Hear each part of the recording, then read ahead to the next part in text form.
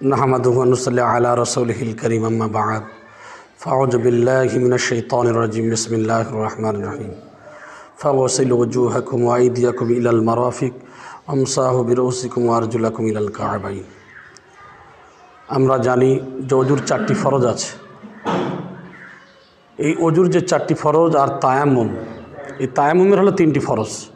তায়াম্মুমের তিনটি যে ফরজ রয়েছে তার মধ্যে এক নম্বর ফরজ হলো যে মাটি নিয়ত করা। নম্বর দুই হলো মাটি দ্বারা দুই হাতে মর্দন করে মুখমণ্ডল মাসাহ করা। নম্বর তিন, দুই হাত মাটিতে আবার মর্দন করে নিয়ে দুই হাতের কোণেই পর্যন্ত মাসাহ করা। এই তিনটি ফরজ হলো তায়াম্মুমের। তায়াম্মুমের কিছু বিবরণ উল্লেখ করা আছে, যেমন কোরআনের সূরা মায়েদার 6 নম্বর আয়াত, আল্লাহ পাক রব্বুল আলামিন বলেন, মুমিনগণ তোমরা নামাজের জন্য প্রস্তুত হইবে, তখন যদি তোমরা পানি না পাও তবে পবিত্র মাটি দ্বারা তোমরা তায়াম্মুম করবে। তাহলে আমরা যে যদি পানি না পাই তাহলে এমন সমস্যা কিছু জায়গা আছে যেগুলি আমরা মাটি দ্বারা আমরা তায়াম্মুম করে সেগুলিকে নামাজ আদায় করতে পারি ইনশাআল্লাহ। তবে তার মধ্যে একটাই কারণ হলো, যদি আমরা 1 মাইলের মধ্যে পানি না পাই, আমরা অনেকেই কী করি, পানি আছে পাশে অথচ আমরা কি করলাম, সেটাকে এই মাটি নিয়ে পকেট থেকে বার করে নিয়ে সঙ্গে সঙ্গে তায়াম্মুম করে ফেললাম। না, তায়াম্মুমের কিছু নিয়ম পদ্ধতি আছে। তার মধ্যে 1 নম্বর পদ্ধতি হলো যে যদি 1 মাইলের মধ্যে পানি না পাওয়া যায় তখন আপনি তায়াম্মুম করতে পারবেন।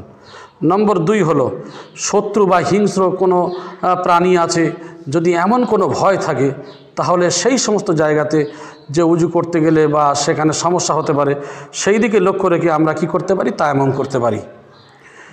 নম্বর 3 হলো পানি ব্যবহারে যদি রোগ বৃদ্ধি হয়, এমন রোগ হয়েছে যে শরীরের বিভিন্ন সমস্যা হতে পারে, কারোর দমের কষ্ট, কারোর হাঁপানি, বিভিন্ন রকম রোগ থাকতে পারে। সেই রোগের কারণে আমরা অনেকেই হয়তো উজু করলে ঠান্ডার সময় সমস্যা হতে পারে। এই কিছু সমস্যার কারণে রোগ বৃদ্ধি হতে পারে, সেই সমস্যার দিকে লক্ষ্য রেখে আমরা তায়াম্মুম করতে পারি। নম্বর 4 হলো সঞ্চিত পানি ব্যয় করে, যে এমন পানি আছে যে পানিটা দেখা যাচ্ছে যদি ব্যয় করে ফেলি তাহলে অন্য খাওয়ার পক্ষে বা অন্যান্য সমস্যা আসতে পারে, যার কারণে আমরা ওই পানি দ্বারা উজু না করে আমরা তায়াম্মুম করে নিতে পারি ওই জায়গায়। আচ্ছা, কূপ হইতে পানি, যে কোনো এমন পাত্র অনুযায়ী কুয়া থেকে আমরা পানি উঠাতে পারছি না, এমন সমস্যার মধ্যে সম্মুখীন যদি হই তাহলে সেই ক্ষেত্রে আমাদের জরুরাতের জন্য আমরা মাটি দ্বারা তায়াম্মুম করতে পারি।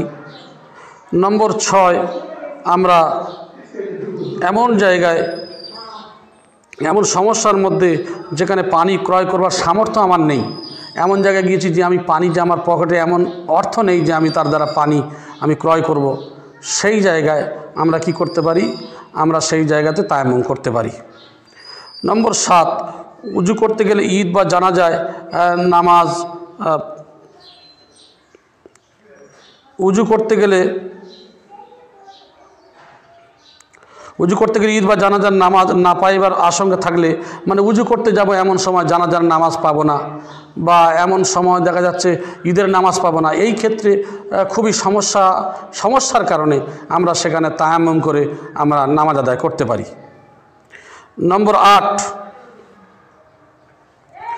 গাড়ি বা বিমান হতে অবতরণ করে বা নিচে নেমে এসে যে আমরা উজু করতে যাব, এমন সমস্যার সম্মুখীন যদি হই, সে সমস্যাতে আমরা কিন্তু তায়াম্মুম দ্বারা আমরা মাটি দ্বারা তায়াম্মুম করতে পারি।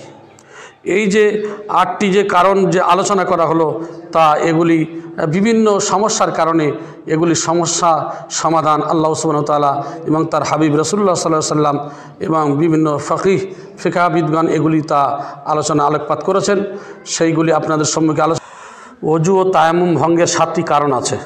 তার মধ্যে 1 নম্বর হলো পায়খানা বা প্রস্রাবের রাস্তা দিয়ে যদি কিছু বের হয় তাহলে কি হবে, আমাদের ওযু বা তায়াম্মুম ভঙ্গ হয়ে যাবে।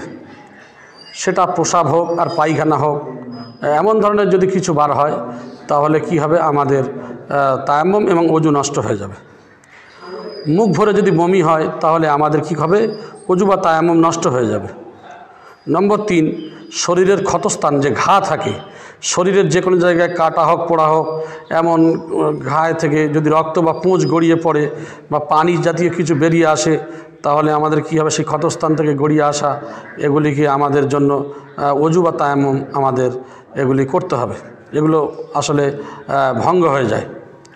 নম্বর 4, থুতুর সঙ্গে রক্তের ভাগ সমান বা তার থেকে বেশি যদি বার হয়, যদি আমাদের থুতুর সঙ্গে রক্তের পরিমাণ বেশি এবং যদি সমান বের হয় তাহলে আমাদের অজু বা তায়াম্মুম ভঙ্গ হয়ে যায়। নম্বর 5, চিত হয়ে বা কাত হয়ে শুয়ে বা হেলান দিয়ে ঘুমিয়ে পড়া, এর কারণে আমাদের অজু বা তায়াম্মুম আমাদের নষ্ট হয়ে যায়, তাহলে অজু বা তায়াম্মুম নতুন করে আমাদের করতে হবে। আমরা অনেকেই কী করি, মসজিদে আসি বা যেখানেই বসি বা মজলিসে বসি, আমরা কি করলাম, চিত হয়ে শুয়ে পড়লাম বা হেলান দিয়ে ঘুমিয়ে পড়লাম, আবার কি করলাম, উঠেই নামাজ পড়ে নিলাম।